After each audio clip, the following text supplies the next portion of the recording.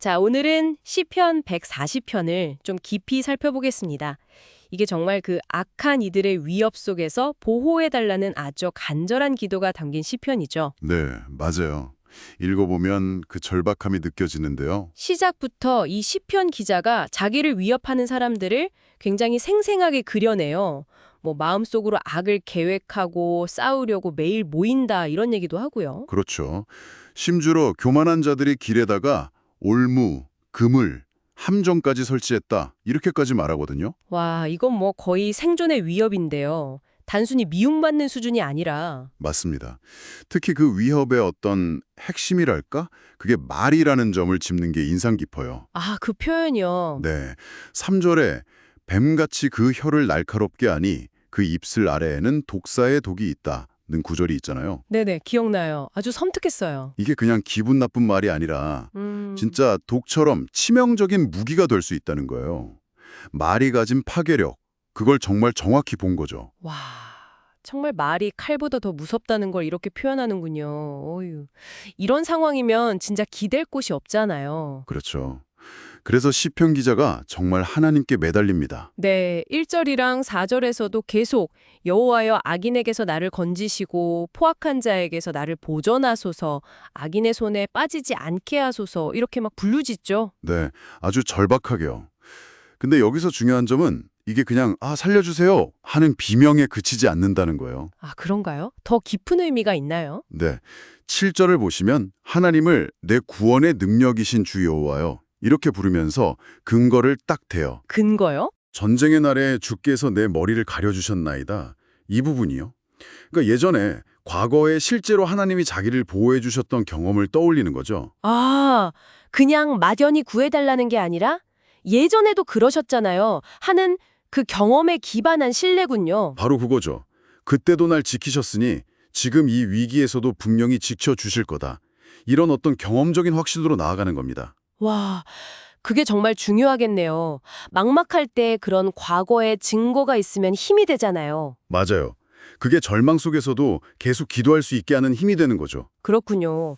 근데요, 그 뒤에 나오는 기도를 보면 좀, 놀랍기도 해요.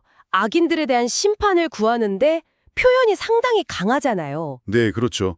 예를 들면 10절 같은 경우에요. 네, 맞아요. 뜨거운 숯불이 그들 위에 떨어지게 하시며 불 가운데와 깊은 웅덩이에 빠져 다시 일어나지 못하게 하소서.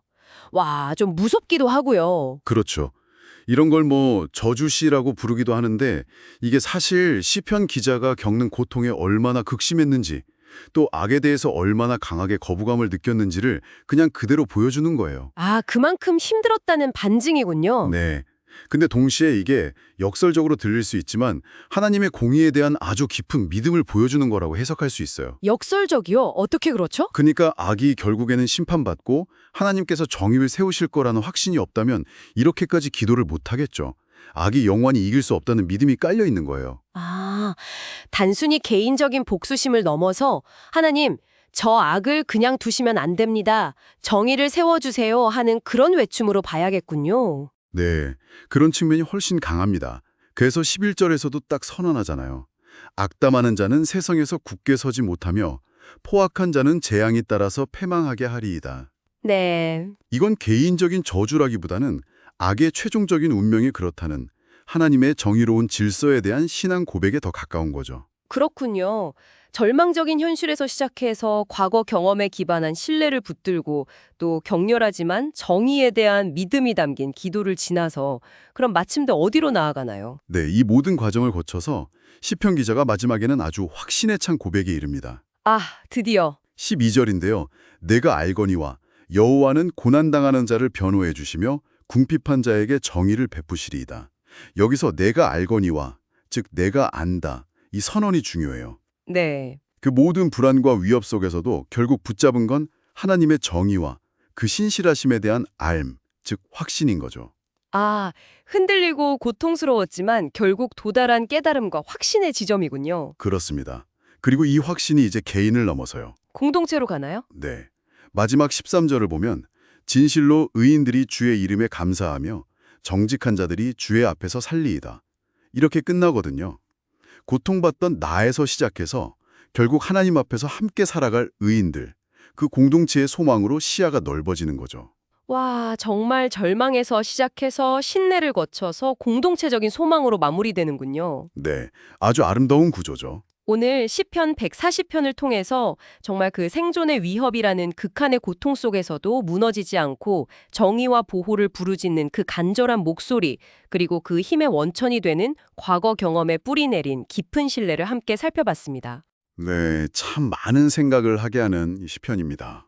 그렇다면 여러분의 삶에서 어떤 어려움이나 부조리함과 마주했을 때 끝까지 붙들게 되는 정의에 대한 믿음 혹은 흔들리지 않는 소망의 근거는 과연 무엇인지 한번 조용히 생각해 보시는 시간을 가져보시면 어떨까요?